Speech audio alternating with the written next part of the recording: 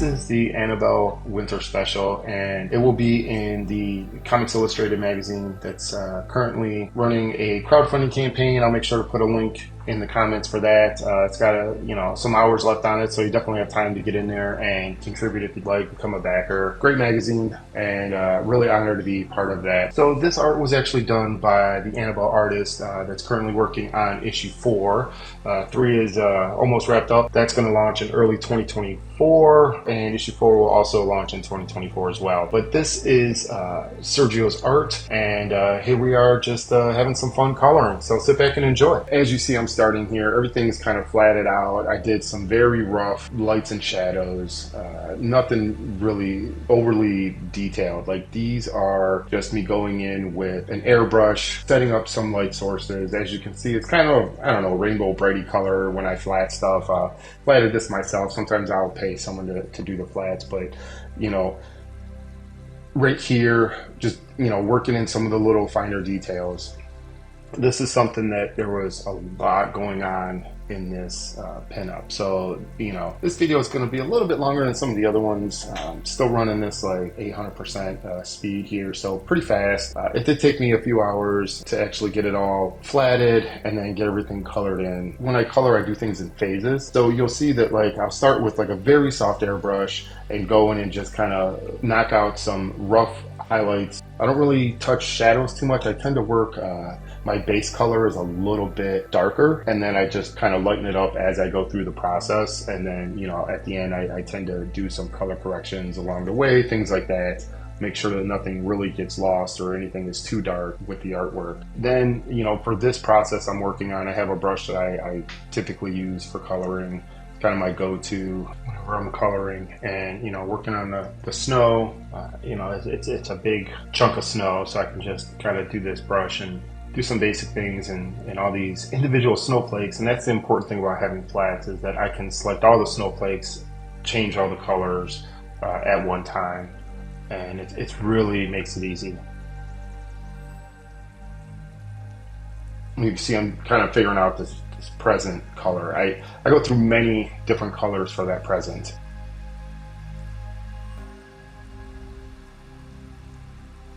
Just checking my grayscales here, making sure everything is kind of okay. But then this phase here, this is kind of like the second pass of coloring, and I probably have, I don't know, maybe 4 or 5 different passes that I do when I'm coloring. The airbrush is kind of the first phase. Then I'll go in with this brush and start working on these highlights a little bit more intensely, start working with some shadows. There you kind of see I was on my go-to brush here, and then I was like, no, it's for women. I tend to do a very soft airbrushy look for skin. For the men, I could do that. I start out with that, but then sometimes to give men a little bit more rugged look. And I really liked it. It's just more of a painterly brush, and it gives me kind of a nice hard edge on one side and then a softer edge on the other, and just hitting up that the red there a little bit, taking a minute to make sure everything looks good. And now I'm going in, really painting some highlights. And it's one of the processes that I use, a combination of sharp edges with softer lighting, because, as you light something, you think about it, it's going to have this, it can have a very harsh edge, but then it also fade out depending on what it's hitting and what it's reflecting off of, type of what the material is. So skin is going to be a little bit softer. If you have like leather or metal, it tends to just have more of a sharp edge, a very high contrast type of look, So that's where different techniques come into play. So for anybody out there that's wondering about techniques or certain things like that, that's one thing I try to keep in mind is, you hear it a million times. It's all about, what am I coloring? How is the light or shadow going to bounce, reflect, or how is it going to affect that material? Certain things light does affect materials different. So it's just something to really keep in mind. I can't say that I'm the greatest at it, but it's something that I always try to keep in mind when I'm coloring something. And here there's the moon behind her, so you have this kind of rim lighting on some of these areas. Basically, the rim lighting is everything on the outside, the way I look at it. Depending on where the light source is coming, you can have the light source from top, bottom, wherever. You can have bounce lighting, which, if your main lighting is coming from one side, your bounce lighting can come from the other side. This is a different type of technique, that more cut and gradient type of technique. I'm lassoing things out, and I'll go in here with the airbrush and just fill in some of these highlights. As you see, I do like several layers. I kind of have a set number of layers that I start out with, and depending on the piece, if there's a lot of special effects, or in this case with Annabelle, there's, this book has a lot of magic, so and elements as well. You'll see that, there's snow in this piece, but even in the book itself, all the issues, there's fire, which is I love coloring fire. For this type of thing, you just go in there and you can brush in these highlights. But for certain elements and effects and things like that, I will get up there in layers. That's one thing that, I'm not shy about using. I kind of use whatever I can to make things a little bit easier. And also on the back end to go ahead and make editing easier, because when I'm kind of done with a piece, and the few companies I've worked for over the years, you never know. Or even working for artists, I've colored several pieces for a few different artists. You never know when you do something, you think it looks good, but then you show it to the artist or the editor or whoever, and they're kind of like, oh, can you tweak this, or this color, that color, things like that. Especially with indie characters, I will say, it's one thing coloring Spider-Man or Wonder Woman type of thing. We all know those colors for the most part. We've all seen the characters. But with indie comics, it's kind of hit or miss sometimes, because if you've never seen the character, you really don't know how to, approach coloring a certain character. It's really important to nail what the creator wants as far as the artwork goes and the coloring. A little history with this piece is, I just reached out to Sergio. He did it kind of like a Halloween piece, which we still have, which is absolutely fantastic. And I was like, oh, it's going to be for winter and maybe more holiday season type of thing. So we did throw in some more modern, traditional, I guess, Christmas colors, the green and the red, things like that.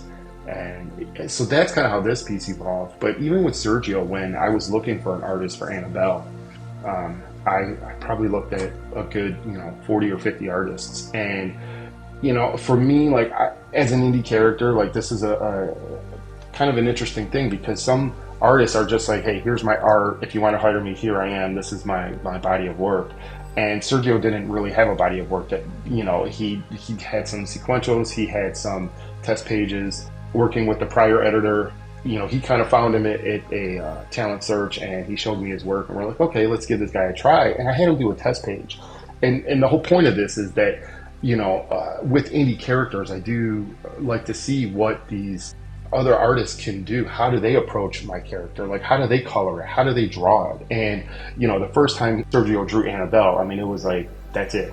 That's the artist. That's how I want her to look. She's kind of mid-late 20s and that type of thing. But yeah, Sergio was by far the artist that just nailed the character right out of the gate. And I was like, cool, that's the guy we want to use. And it just kind of blossomed from there. So even though I will kind of touch a little bit, talk about this here is, I do have several textures. And as a colorist, we all use reference. We all use textures in different various ways. I like to set up my artwork on a transparent background, my line art. So that's what I ended up doing. I know so many programs out there, a dime a dozen that can do these types of things. Personally, I like to use Clip Studio Paint, and really I use it for this one thing. I do like to ink in Clip Studio as well, and I haven't really got into coloring so much in there or doing any of the lettering in there, just because my workflows from other programs are so efficient that I would spend way more time trying to figure out how to do something in another program, where Photoshop and Illustrator are really my go-to right now, and that may change over time. But what I was doing here is, because I put all the my line art on a transparent background, and that's just something that's a feature of Clip Studio Paint. It would be nice if Photoshop could do that. I drop in an image and I just convert it to transparent. It retains a lot of the detail. I don't feel I lose that much. And I bring it into Photoshop here, and that's where I start really all my coloring. As I'm going in here with the moon, since it's on a transparent background, I can drop a layer mask on there and just remove all the black lines if I want to. This is one of those, for me, honestly, it's one of those strange processes where I will play around with something for a little while and see where it goes and do I like it.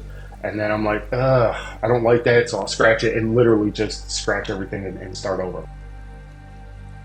That's a little bit of, just being a little bit of a still amateur. I still consider myself an amateur, even though, I'm publishing books and doing things professionally. But for me, it's still, you have a lot of your pros that, for the most part, they kind of know what they're doing right out of the gate, because they've been doing it for so long, for so many hours. And for me, like, I still do this, kind of a part-time gig. And then, just really cleaning up these lines. Once I took out all the lines from the moon, it just kind of, once I lasted out, doing it pretty quick, I wasn't very accurate. And this is important. Accuracy is important, so that you don't have this random line that's cut off or something like that. Taking a moment to really just kind of look at the whole piece, see what's going on here, and then we're going to continue with these color holds.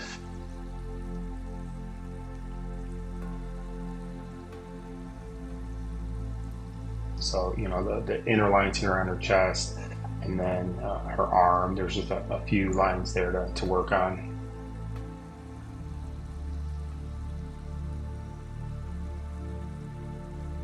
And the other really nice thing you just see here is I'm lassoing out some of the snow. Everybody, I'm sure, has a different way of doing it, but I tend to like this way, where I have my line art with a transparent background. I can go into Photoshop, lock the transparencies, transparent layer, and then literally I can color, lasso out whatever I need to do the color holds. I'm not sure if it's really the fastest or most efficient way. Yes, it did absolutely take me a little while. There was a lot of snow to lasso out, but it's a lot of fun to be able to do this quickly, just to kind of even take a soft brush and color lips, or I tend to color hold any of the line art that's within the outline of the woman.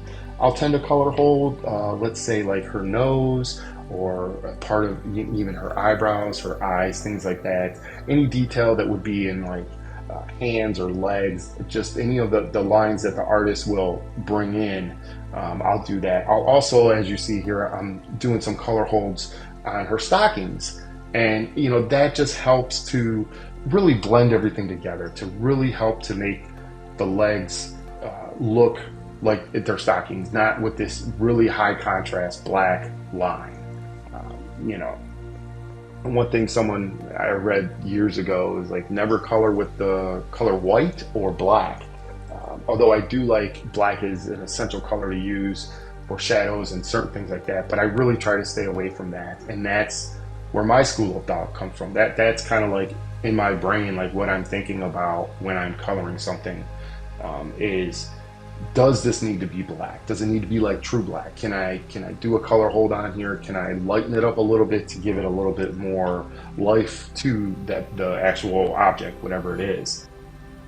So here I'm just adding what would be a rim light. I love the color purple, especially, it's one of those things where when you're dealing with the subject matter, purple is a pretty common color with this. So I like to do that, and working on, I don't really establish that, there's this strong light from the bottom right. Just a little bit like, hey, maybe there's a light source down there. Now here you can see, working with so many layers, you tend to be like, what layer is that on? I try to keep my layers pretty organized.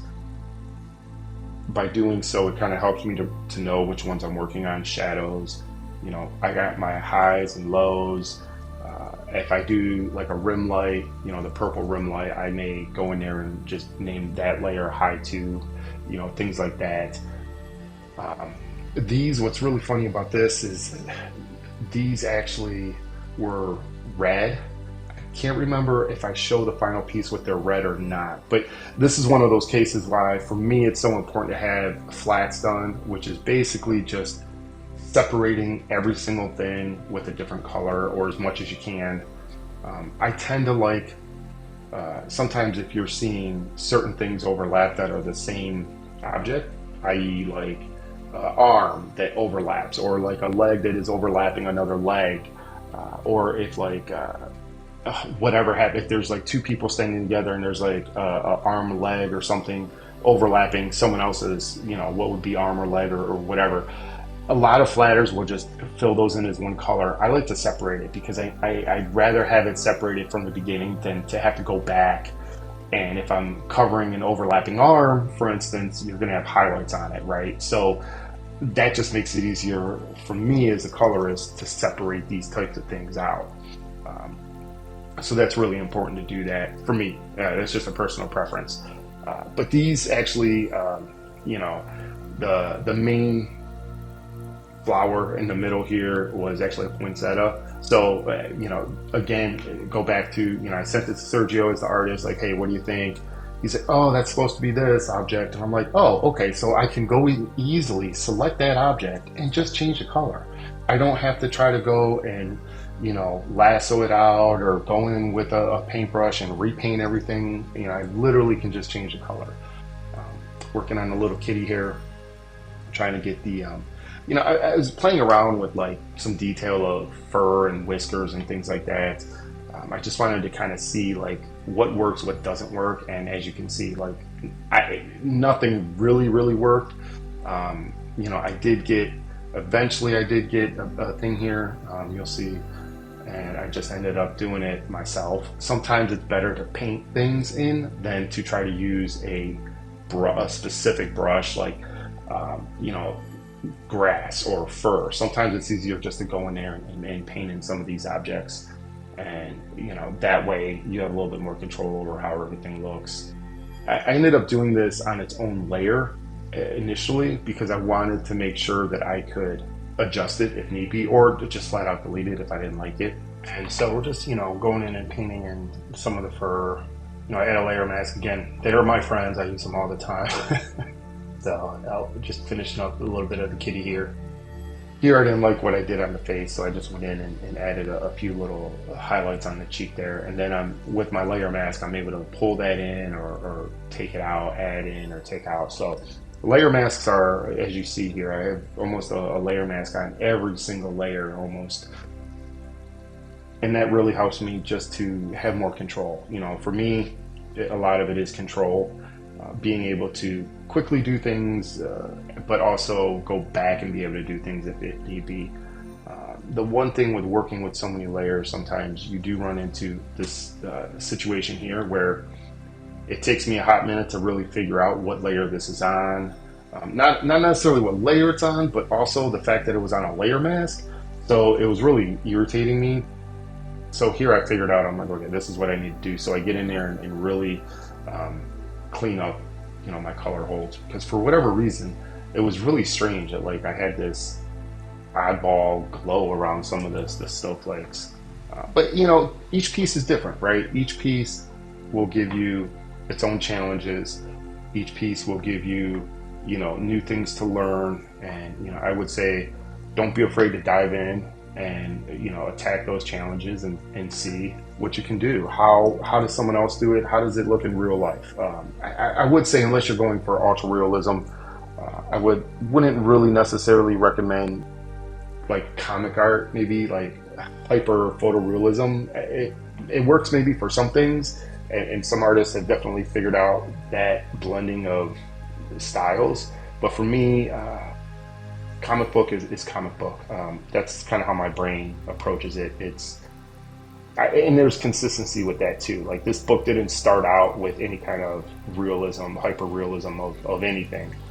Here we're looking at wrapping paper, so you know, it's shiny. It's got to have a lot of like sharp edges, things like that. I don't think I leave that yellow. I didn't think I was a big fan of that. I have to see what color it ends up being once it's done. You know, here we're just kind of looking at working on some of the shadows. And my technique when I'm doing highlights and shadows, I came across this from another coloring tutorial. Can't remember what artist it was, but this was several years ago. And it's learning the software is an important thing, but the other part of understanding, or at least coloring, in my opinion here, is having the right technique for the right situation. And if you don't know that there's a technique, I mean, obviously you can't use it. But that's why even now, like, I will still go watch coloring videos. I will always be checking out like how other people do certain things, what techniques are they using, how are they going about doing things to get a specific look or feel, things of that nature. But in regards to shadowing and highlights, in Photoshop you have your layer styles, and you also have different things you can set the layer to. So multiply, hard light, screen, things of that nature. And that's really important to know because they do affect colors differently. And I would say before I really learned how that all works out, is I would literally go in there and just pick a color and use either my brush, screen, or multiply, which can work. I mean, it definitely works for generally brightening or darkening certain colors, and it keeps it within a nice color range that I personally like. But when I came across this changing any of the layer settings, what was nice is I could just go in there and globally change everything if I need to, anything that's on that layer. So I could say, oh, if I set it to hard light, I can pick a darker gray, on the darker spectrum, and that's going to be a shadow, and it's going to affect that color. Where if it's a skin tone color, it's going to be a little bit darker skin tone. It's not going to look gray. So, and it's the same thing with highlights. If you pick a little bit of a lighter gray, it's going to be a highlight of that color. It's not going to look gray. So that's where it's important to kind of understand all your tools, right? And learn, never be afraid to keep learning something new, because at the end of the day, like, if there's a technique that can save you 5 minutes on a piece or 10 minutes overall, then you're saving time each and every thing that you do. The other thing I like to do is photo filters. Again, I put a layer mask on that, and I think they start out with a layer mask, but I do that, and it really helps me set a tone or a mood for a piece if I need to. Especially being here at night in the snow, you're definitely going to want bluer tints on everything. But as you see, like the sky background is really blue.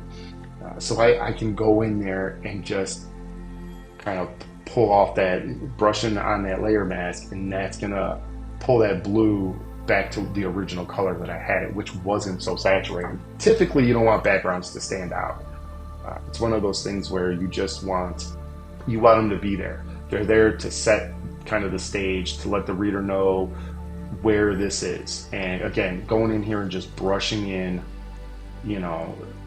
these color holds, and it's super quick and easy to do. And you can go like 100% of a color, and if it's too bright, then you pull in a little bit of black, because originally it was black. But it just, to me, it makes it a little bit easier and just to do color holds. But yeah, and you can see I was working with some of the snowflakes, another texture that I had, and then I was able to do a blur on that to kind of give it a little bit of motion, like snow is actually falling, which is nice. I'm just hitting up this rogue snowflake that I didn't flat, so making sure the colors match and all those things. Still more color holds. It's a lot of color holds on this. For me, I like doing color holds, so I do what I can. When the opportunity presents itself, I'll do a lot of color holds. Color adjustments on that purple to make sure, you select everything to make sure it's all consistent as well. Working on her corset, I guess. And here's that box, that present. I kept going in with like all these different colors. I mean, do you want to do complementary colors for the purple? Well, that'd be green. You go green, purple, amber, cyan. You can do things like that. But there's a green tree in the background, so it just kind of made me think like maybe blue. I don't remember. I can't even remember what color I ended up with, but I ended up with a color that I was happy with. And I will say that This Kickstarter is still going on as far as I know. So I'll make sure to put a link in the description for that. And, feel free, comment and let me know what you think here. If you think I'm doing something wrong, by all means, I'm all for the interaction with any of the fans. But this is really what I enjoy doing. I started doing art years ago, drawing as a lot of kids do. It just kind of evolved once I went to college and Photoshop. I think I learned on Photoshop 6, I think it was, 7 maybe. And even in the early stages of Photoshop, I mean, it was still better than anything really at the time. And, we're talking like early 2000 there, so mid 2000s. And, ever since then, I just started coloring in Photoshop, and I really enjoyed it. I still love to draw. This is where a lot of magic happens for me, no pun intended. This is where a lot of fun happens for me. So working these highlights here, and that's the nice thing, having them on their own layer with a layer mask. You can go in there and just quickly adjust the color a little bit to get it to better match what's below it. There's like this tree area and there's just no line art, so I'm just like, yeah, I think I can take this and distort it, play with it. And what the reason why I grabbed some of what Sergio already did is because I didn't want to like go in and add to his art. I'm adding to his art, but I'm adding his art to his art, if that makes any sense. In this way, it's his lines, kind of expanding this tree area. And same thing with the other side. I go in there and I try to take some pieces, and I just am like, you know what? I mean, this way I don't have to worry about mimicking his style. I can sit there and just be like, yeah, this is what he drew, and I don't have to worry about anything. And there I'm just kind of like still stamping, cloning, the art that he did, and just working on different layers just so I have the flexibility here to edit them. And I do a little bit of stamp and cloning here. I mean, that's a good way to keep the variety. And that's the thing, is I wanted these extra extensions of the trees to have the variety of art, not just copy pasting kind of stuff. I go in there, I think I did draw a little bit, but I really try to keep it to a minimum, just because, again, kind of want to make sure that it's his art and it's not me over painting on his art, or me doing something completely different that doesn't really fit with what he would have done. But yeah, you can see here I'm just working, some of the trees and the layer masks and cutting out into the background. Kind of checking some of the highlights and things and different layers. There's I do a lot of that when I do stuff. And maybe that's something that I could get better at doing. But when I do these pieces, whenever I color something, I know I'm gonna have a few, several layers. Sometimes, if your flats are nice and clean and you're not doing a ton of color holds, this one had a lot of color holds. This one had a lot of the tree area, definitely how it blends into the background. This section here, I should have flatted that way. That's just something that totally should have got flatted that way. And then it would have saved me going in here and doing all this. Had I sent it off to a professional, I mean, they probably would have done that. I think that's a section that would have gotten flatted. And that was just some brown dirt kind of stuff, and you can see how that brush has that sharper edge to it. Helps to, that way I don't have to lasso everything. I never really got into the whole cut and gradient style. I do it sometimes, but depending on the highlight or shadow, or depending on the art piece, I for whatever reason, I just never use that as a main technique. I use it as like a secondary technique, or a secondary highlight shadow type of way to add stuff. I don't use it as a main way to color. Kudos to those that can do that. I never got comfortable with that style. But here just kind of working some things, coming back to that box, because I mean, the third time, right? I mean, how many times have I gone in here and tried to work this box color.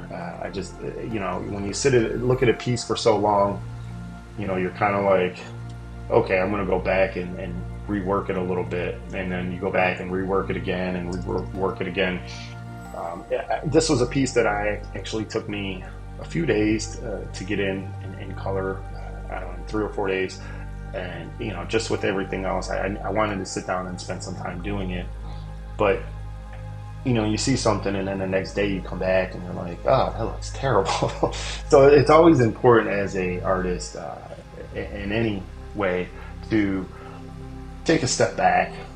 I know sometimes with deadlines and things like that, it's really hard, and that's where, honestly, sometimes that's where errors get made. Is you don't have the time to step back, and you don't have that time, or you just forget to. For me, I know I forget quite a bit here, and now and then you'll see me jump from grayscale to color. And that's just something I'm trying to get more in the habit of doing, is really checking my grayscales. And that was my line art that was all checkerboarded, so it was all transparent, which is really nice. But yeah, it's just one of those things to always remember. And I did create a new layer to kind of do her eyeshadow, just in case I didn't like it.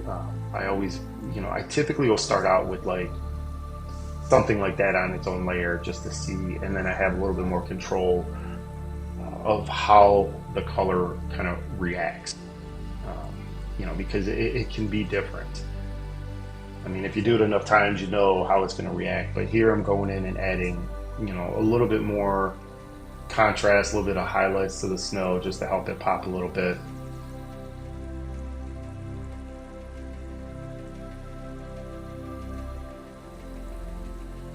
I got some smoke, I just throw in some textures. I try to use them as sparingly as I can because I don't want something to look like a photo.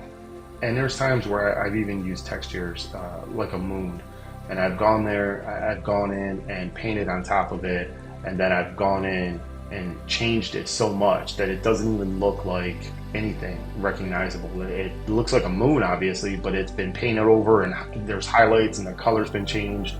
And so many different things have happened that it really takes on a life of its own. So it's just something to keep in mind. I definitely, I try to change as much as I can about anything that I'm using, whether it's reference or texture or something. I want to make it mine. And to do that, same thing with like fire. I'll use a lot of textures for fire. I will go in and paint over that fire, but I just I typically like a basis. I like a starting point. I like some place to like, oh, I like this, I'm going to add to it and make this more. And, continue going in here with these layer masks and just adjusting the color holds with the layer masks. I think the layer masks somehow expanded, or I might have had a feather or something on there that caused it to creep into the color holds too much. So just double checking everything, kind of taking a step back, looking at things, going back in here. And this is where the last piece where Sergio came back and was like, hey, that's a poinsettia, that should be red, so make that change really quick. And here it's like, how quick was this? Aside from doing the color holds, because the other leaves were green, so I definitely have to change this to red. But again, it doesn't.